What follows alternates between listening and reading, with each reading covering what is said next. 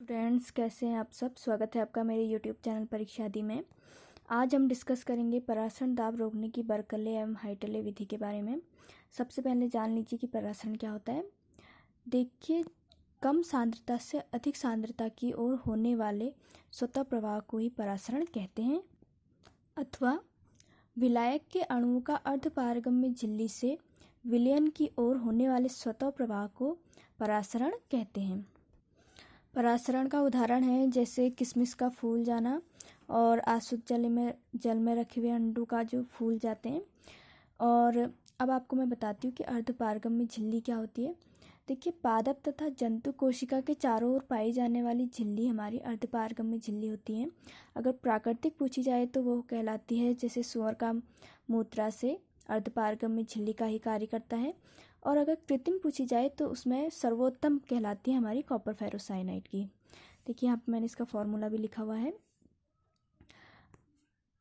अब हम बात करेंगे कि परासरण दाब क्या चीज़ है। तो वह कम से कम बाहरी दाब जो विलयन पर लगाने पर उसका वाष्प दाब विलायक के वाष्प दाब के बराबर हो जाता है, उसे परासरण दाब कहते हैं। तो अब हम इसकी विधि को जानेंगे। तो हम इस विधि द्वारा उस प्रेशर को ज्ञात करेंगे जिस प्रेशर को लगाने पर ये परासरण रुक जाता है। यानी इस पर प्रेशर लगाने पर कितना प्रेशर लगाया जा रहा है कि इसमें होने वाले स्वतः प्रवाह खुद रुक जा रहा है। तो प्रयुक्त उपकरण में एक सैरंध्र नली है जिसमें क्या है, कॉपर फेरोसाइनाइड का क्या भरा है, अर्धपारगम्य झिल्ली जमी हुई है। ठीक है। और ये क्या लगाया गया है, पिस्टल पी, यानी ये प्रेशर ऊपर से लगाया जा रहा है। ये दाब मापक है। ये हमारी केशिका नली है। ये थिसिल फनल लगाया हुआ है। और ये हमारा सॉल्यूशन है और ये सॉल्वेंट है। ये कॉपर फेरोसाइनाइड की हमारी झिल्ली है। अब देखिए काम किस प्रकार करता है।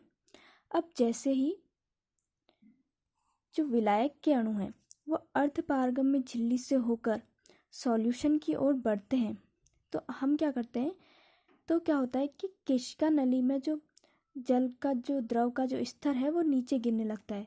अब हम क्या करते हैं कि ऊपर से एक प्रेशर लगाते हैं।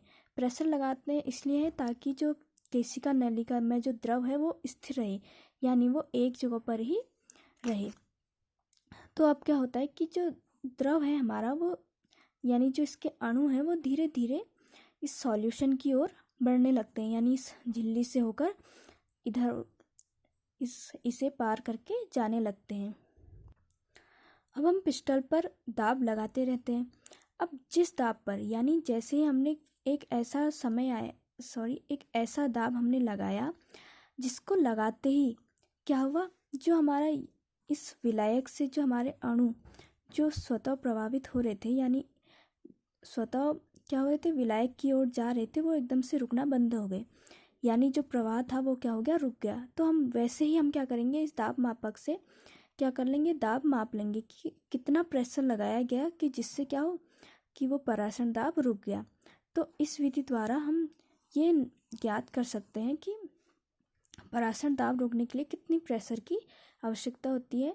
हम अलग अलग सॉल्वेंट लेते हैं, अलग अलग सॉल्यूशन लेते हैं, हर किसी का अलग अलग आपको मिलेगा।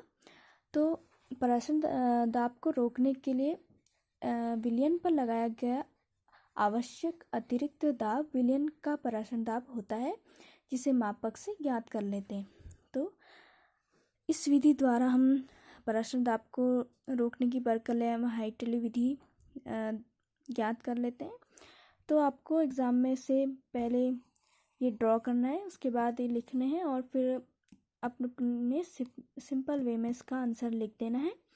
तो अगर आपको मेरी वीडियो अच्छी लगे तो इसे लाइक कीजिए, शेयर कीजिए एंड मेरे चैनल परीक्षा आदि को सब्सक्राइब करना ना भूलें। Thanks for watching my video.